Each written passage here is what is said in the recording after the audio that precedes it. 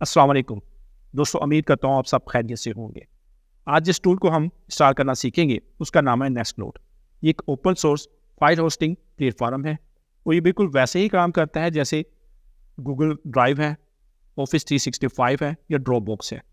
अगर आप privacy concern आपका है और आप ये चाहते हैं कि आप अपनी जितना भी डाटा है आप थर्ड पार्टी एप्लीकेशन में ना देने की बजाय आप अपने पर्सनल कंट्रोल में रखना चाहते हैं, तो ये आपके लिए एक बेहतरीन ऑप्शन है।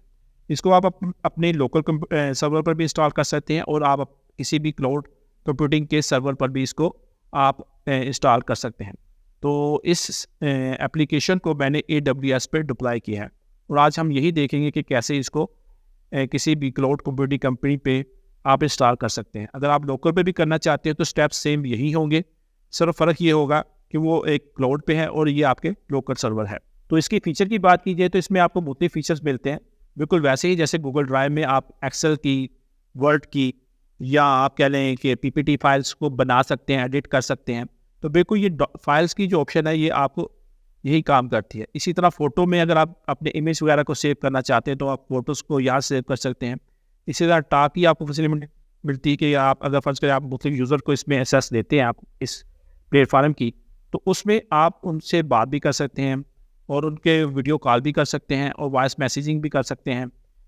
तीसरा इसमें ये जो जो लोग आप इसमें ऐड करेंगे उनको आप मुख्तलिफ ग्रुप बना सकते हैं और उन ग्रुप को आप मुख्तलिफ एक्सेस दे सकते हैं कि भाई ये सर्विस को इस ग्रुप को एक्सेस होनी चाहिए, ये सर्विस को इस ग्रुप को एक्सेस होनी चाहिए। यानी कि आप डिफाइन कर सकते हैं कि उनके रोल बेस कि आप कौन सी यूज़र को कौन सी एक्सेस देना चाहते हैं। इसी तरह इसमें कैलेंडर के हवाले से भी है कि आप अपने इवेंट्स को मैनेज कर सकते हैं, जैसे गूगल कैलेंडर है, बिल्कुल ये वैसे ही काम करता है। दूसरा ये है कि आप अपना कुछ स्टिकी नोट्स लेना चाहते हैं तो ये नोट्स की ऑप्शन है। तो अब बात कर लेते हैं इसकी इंस्टॉलेशन की। वैसे तो नेस्टनोड को इंस्टॉल करने के बहुत से तरीक़ेकार हैं, जो इनमें सबसे आसान है वो है डॉकर। तो आज इस वीडियो में हम इसी तरीके को देखेंगे। तो इसमें जितनी भी कमांड इस्तेमाल होंगी इसके लिए आपको मेरे ब्लॉग पोस्ट पर चले जाइएगा और इसमें तमाम कमांड स्टेप बाय स्टेप लिखी हुई हैं। आपने जस्ट कॉपी पेस्ट करना है और आपकी इंस्टॉलेशन हो जानी है बगैर किसी एरर के। तो इस सेटअप के लिए जो हमें कम से कम सर्वर चाहिए वो 4 CPU कोर और 8 GB रैम है। तो ये सर्वर मैंने AWS से परचेज़ कर लिया हुआ है और इसमें जितने भी नेसेसरी पोर्ट्स हैं वो मैंने ओपन कर ली है। लेकिन अगर आप digital machine, Lionel, vulture, upload, कंटेबो या किसी ऐसी कंपनी के ऐसे प्रोवाइडर के आपने सर्वर परचेज़ किया जिसमें आपको एडमिन पैनल पे फायरवॉल को मैनेज करने का सेटअप नहीं दिया जाता, तो उस सूरत में आपको मैन्युअली आपको अपने सर्वर पर फायरवॉल को इनेबल करना पड़ता है। तो चलिए शुरू करते हैं कैसे करना है। तो इसका तरीक़ेकार ये होता है कि सबसे पहले आपने ये कमांड लगानी है UFW स्टेटस। अच्छा, ये कमांड आपको बताएगी कि आपके सर्वर पर फायरवॉल इंस्टॉल है कि नहीं है। अगर तो इंस्टॉल है तो वो आपको स्टेटस में बता देगा एक्टिव या इनएक्टिव। अगर तो इनएक्टिव है तो आपको इसको एक्टिव करना पड़ेगा, लेकिन इससे पहले आपको कुछ पोर्ट्स को ओपन कर लें तो उसके बाद एक्टिव करेंगे तो ज़्यादा बेहतर है। तो सबसे पहले जो आपको पोर्ट ओपन करनी पड़ेगी वो SSH पोर्ट है जो 22 पर ओपन होती है, TCP। इसी तरह आपको पोर्ट 80,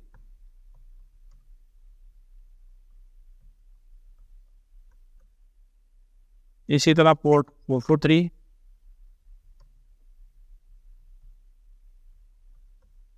और इसी UW443 UDP में भी आपको इसको ओपन करना पड़ेगा।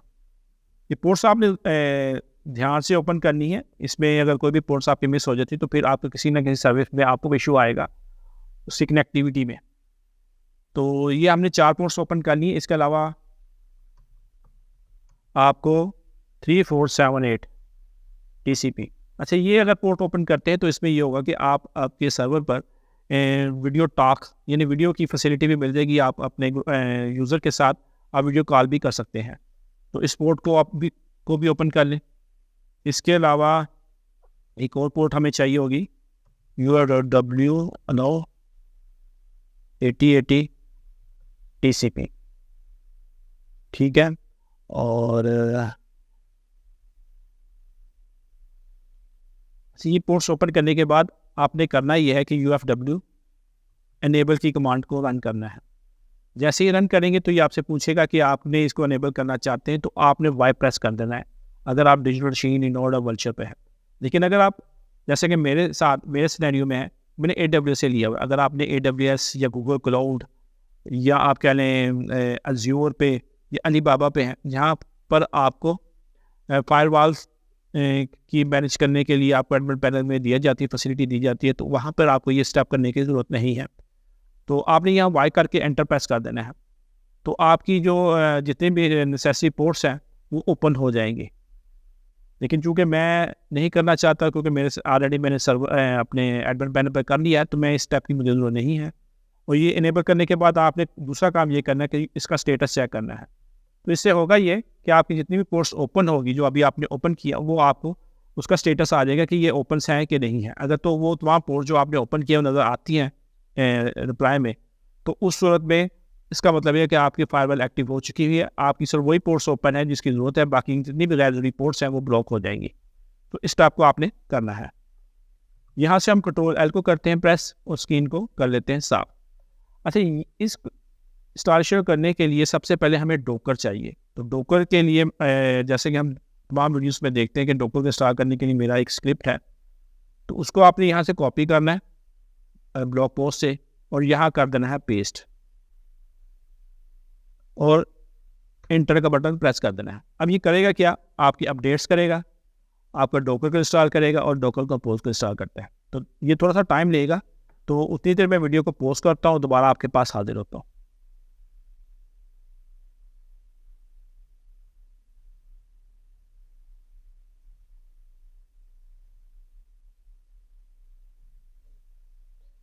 तो ये हमारा डोकर और डोकर कंपोज इंस्टॉल हो चुका है। अब हम इसको क्रॉस चेक करने के लिए इसका वर्जन चेक करते हैं,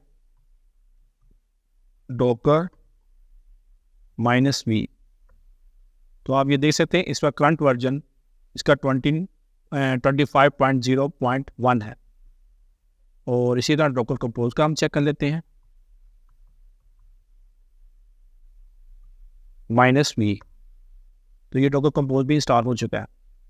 तो यहाँ Ctrl+L करते हैं और स्क्रीन को क्लियर कर लेते हैं। तो इससे अगला काम हमने ये करना है कि हमने डोकर का स्क्रिप्ट को ऐड करना है। आपने इस कोड को करना है कॉपी मेरे ब्लॉग पोस्ट से और यहाँ कर देना है पेस्ट। अच्छा, यहाँ हमने दो पोर्ट्स तो ऑलरेडी ओपन कर चुके हैं, जिसमें पोर्ट 80 है, 80 है, लेकिन 8443 में ओपन करना भूल गया था।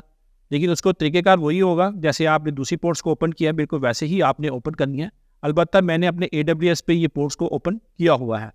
तो यहाँ से हम करेंगे इंटर। तो ये थोड़ा सा टाइम लेगा कंटेनर को इंस्टॉल होने में, तो मैं वीडियो को थोड़ा सा फॉरवर्ड कर देता हूँ ताकि आपका ज़्यादा टाइम ज़ाया ना हो। तो ये हमारा मास्टर कंटेनर आप हो चुका है। अब हमने करना ही है कि यहाँ हमने सर्वर की IP को पेस्ट करना है, :8080 और यहाँ से इंटर कर देना है। तो यहाँ हम पेस्ट। अच्छा, ये आपको एरर दे रहा है, इसका कोई मसला नहीं। आपने Ctrl+X करना है, Ctrl+V करें, तो जस्ट आपने करना है ये P के साथ आपने S लगा देना है और फिर दोबारा इंटर कर देना है। एडवांस में जाना है और प्रोसीड सेटअप कर देना है। तो अब आपके पास इस तरह का लेआउट आ जाएगा। अब आपने ये जो है ना, ये जो पासवर्ड है, इसको यहाँ से करना है कॉपी, इसको आपने सेव कर लेना है, ये आपके काम आएगा। और यहाँ से ओपन नेस्टनोड AIO लॉगिन पर क्लिक कर देना है इस बटन पे। और वो जो पासवर्ड है जो अभी आपका जो जनरेट हुआ है, इसको आपने यहाँ कर देना है पेस्ट और यहाँ से लॉगिन करना है। तो ये आप इस पेज पर रीडायरेक्ट कर देगा। तो सबसे पहले हमने यहाँ अपनी डोमेन को यहाँ पेस्ट करना है। तो ये याद रखिएगा कि आपकी जो डोमेन है ये आपके IP के सर्वर IP के साथ मैप हो, यानी ये जो सर्वर IP है इसके साथ ये मैप होनी चाहिए। तो मैं आपको एक चीज़ दिखा देता हूँ।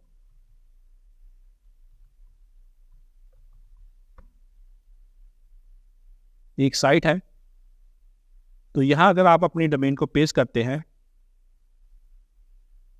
अच्छा आप ये देख सकते हैं कि ये डोमेन हमारे इस IP के साथ मैप है और इस तमाम रीजन्स पे एक ही IP को शो कर रही है। तो इसका मतलब ये है कि ये फुली प्रोपोगेट हो चुकी है। यहाँ से आपने सबमिट डोमेन में करना है। अच्छा, आप इस पेज पर रीडायरेक्ट हो जाएंगे। तो अब आपने करना ये है कि अगर आप उसका लेटेस्ट पैकेज करना चाहते हैं तो यहाँ से आप चेक कर दीजिएगा, अगर नहीं तो आप इसको 27 जो भी इसकी वर्जन होगा वो इंस्टॉल हो जाएगा। तो आप इस इंस्ट्रक्शन को आप पढ़ सकते हैं, इसमें तमाम ये लिंक्स दिए हुए हैं जिसमें मुसलसल अगर मज़ीद इसमें को आप कॉन्फ़िगरेशन करना चाहते हैं तो आप उन लिंक पे जाके आप कर सकते हैं। तो ये कुछ ऑप्शन दी हुई हैं।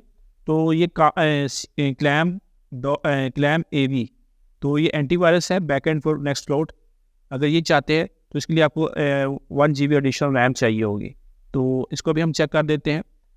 क्लैब्रा बेसिकली एक सर्विस है जो कि आपके वर्ड, एक्सेल और पीपीटी फाइल्स वगैरह को रीड करने में और एडिट करने में और नई फाइल बनाने में आपके मदद करेगी इस पैकेज के ज़रिए।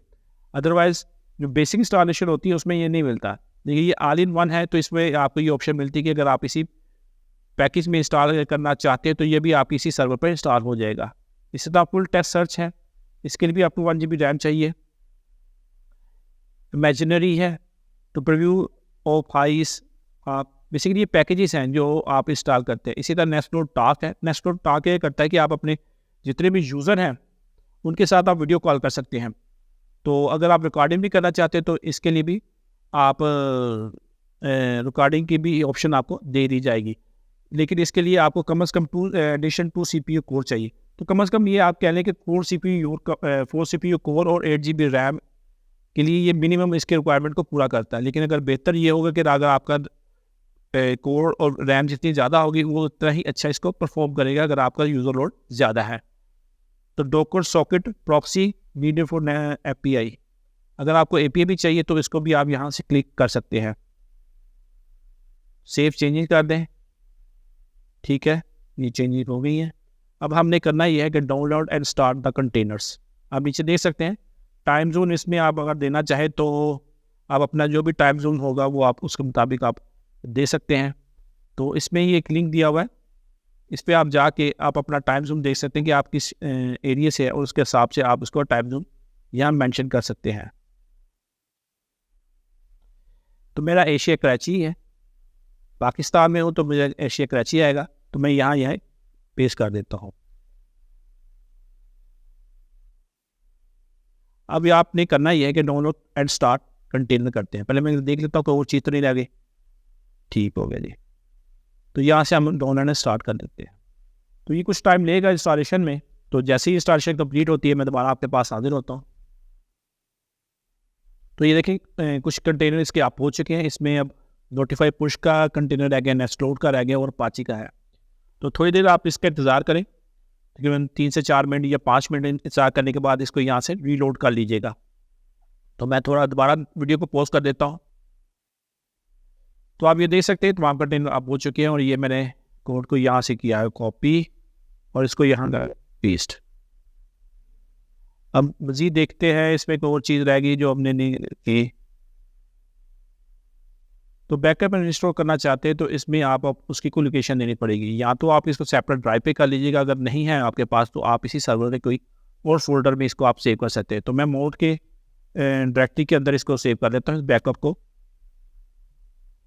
सबमिट बैकअप लोकेशन, ठीक है जी, this is your encryption password for backup. अच्छा, ये कॉपी आपने कर लेना है। ये आपके इंक्रिप्शन पासवर्ड है, इंक्रिप्टेड पासवर्ड वो बैकअप के लिए। तो तमाम चीज़ें आप देख सकते हैं इसमें से। अब हम करते ही हैं कि यहाँ पे ओपन योर नेक्स्टक्लाउड पर क्लिक करते हैं। तो ये आपका नेक्स्टक्लाउड इंस्टॉल हो चुका हुआ है और इसको हम एक चीज़ मैं आपको दिखाता हूँ। तो आप ये देख सकते हैं कि इस पर HTTPS भी इस पर इंस्टॉल, यानी कि इसमें आपको एडिशनल सर्विस करने की जरूरत नहीं पड़ी, बल्कि ऐसा सर्टिफिकेट भी आपको इसके साथ मिल जाता है।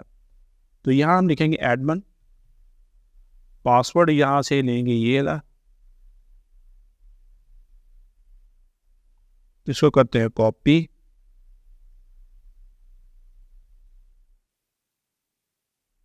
पहली दफ़ा ये थोड़ा सा टाइम लेगा सर्वर को अप होने में, तो इसको हम यहाँ से करते हैं कैंसिल। तो ये हमारी इंस्टॉलेशन कंप्लीट हो चुकी है। तो अब हम देखते हैं इसकी एडमिन सेटिंग्स को। तो यहाँ से हम एडमिनिस्ट्रेशन सेटिंग में चले जाएंगे।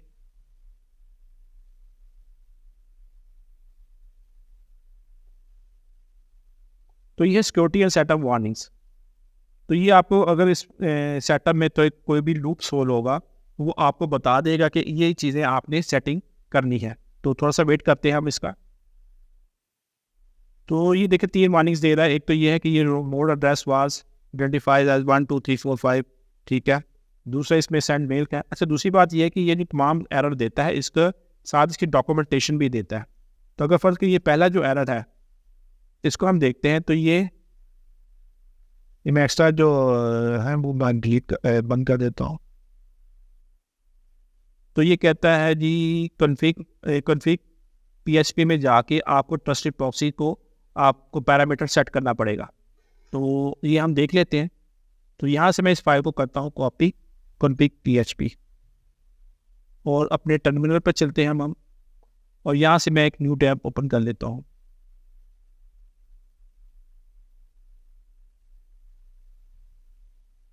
कंट्रोल ऐसे क्लियर करता हूँ। अब आपने ये कमांड लिखनी है फाइंड // नेम, उस फाइल का नाम आप यहाँ लिख लीजिएगा config.php। तो ये थोड़ा टाइम लेगा क्योंकि ये डॉकर के अंदर फाइल्स हैं, तो इसको वो खुद ही एक्सप्लोर कर फाइंड करके हमें बताएगा। तो ये कह रहा है ये एक फाइल पड़ी हुई है यहाँ डॉकर वॉल्यूम नेक्स्टलोड, ये PHP। इसको हम यहाँ से करते हैं कॉपी, नैनो ये एडिटर है और यहाँ हम फाइल का नाम पेस्ट कर देते हैं और इसको इंटर करते हैं। थोड़ा सा इसका स्क्रॉल डाउन करेंगे और ये देखिए ट्रस्टेड डोमेन का ये एक आता है। इधर से हम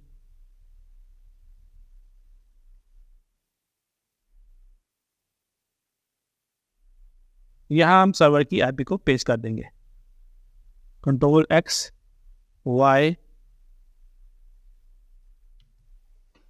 तो ये हमारी सेविंग हो गई है। अब दोबारा सर्वर के पास जाते हैं, को रिफ्रेश करते हैं, तो आप ये देख सकते हैं कि हमारा वो मसला हल हो गया है। अब हम दूसरे एरर की तरफ चलते हैं जिसमें उसने कहा सेंड मेल। तो बेसिक सेटिंग में हम यहाँ इसको क्लिक करते हैं और एक नए टैब में ओपन कर लेते हैं इसको। तो ये है ईमेल सर्वर। तो अगर आपके पास कोई भी SMTP सर्वर है तो आपने उसको यहाँ सेट करना है। तो ये मैं इस पर नहीं करूँगा, ये आप देख लीजिएगा। अगर आपके पास सर्वर है तो आप उसको यहाँ SMTP कर देंगे तो ये मसला हल हो जाएगा। इसी तरह आगे कहते हैं डिफ़ॉल्ट फ़ोन नंबर रीजन है, तो ये इतनी ज़रूरी नहीं है। अगर आपके पास कोई डिफ़ॉल्ट फ़ोन नंबर है तो आप यहाँ कर सकते हैं। तो दोस्तों उम्मीद करता हूँ आपको वीडियो अच्छी लगी है। अगर अच्छी लगी तो इस वीडियो को लाइक ज़रूर कीजिएगा। अगर हो सके तो इसे अपने जितने भी सोशल मीडिया प्लेटफॉर्म है जिसमें व्हाट्सएप है, फेसबुक है, इंस्टाग्राम है, ट्विटर है, लिंक्डइन है, उस पर जरूर शेयर कीजिएगा ताकि दूसरे लोग भी इससे इस्तेफादा हासिल कर सकें। अगर आपको इसमें कोई पॉइंट या कोई चीज़ समझ में नहीं आई तो आप इस वीडियो की डिस्क्रिप्शन में ज़रूर लिखिएगा ताकि मैं आपको जल्द से जल्द उसका हल बता सकूँ। और अगर आप नॉन टेक्निकल हैं और आप ये चाहते हैं कि कोई भी ओपन सोर्स प्रोजेक्ट आप अपने लिनक्स सर्वर पर डिप्लॉय करना चाहते हैं तो आप मुझसे भी रब्ता कर सकते हैं। उसका तरीक़ाकार ये है कि ये मेरी वेबसाइट है olty.com पर आप आके इसकी जो होम पेज है उस पर आप आएँ तो आप यहाँ मैसेज कर सकते हैं। दूसरा, अगर आप व्हाट्सएप पर रब्ता करना चाहें, क्विक मैसेजिंग करना चाहते हैं तो व्हाट्सएप पर आप मुझसे चैट कर सकते हैं। आप लिंक्डइन पर मुझसे रब्ता कर सकते हैं, या अगर आप चाहते हैं कि मेरी किसी सिक्योर प्लेटफार्म पर तो आप फाइवर के ज़रिए भी आप मुझसे रब्ता कर सकते हैं। तो अगली वीडियो तक के लिए इजाज़त दें। अल्लाह हाफिज़।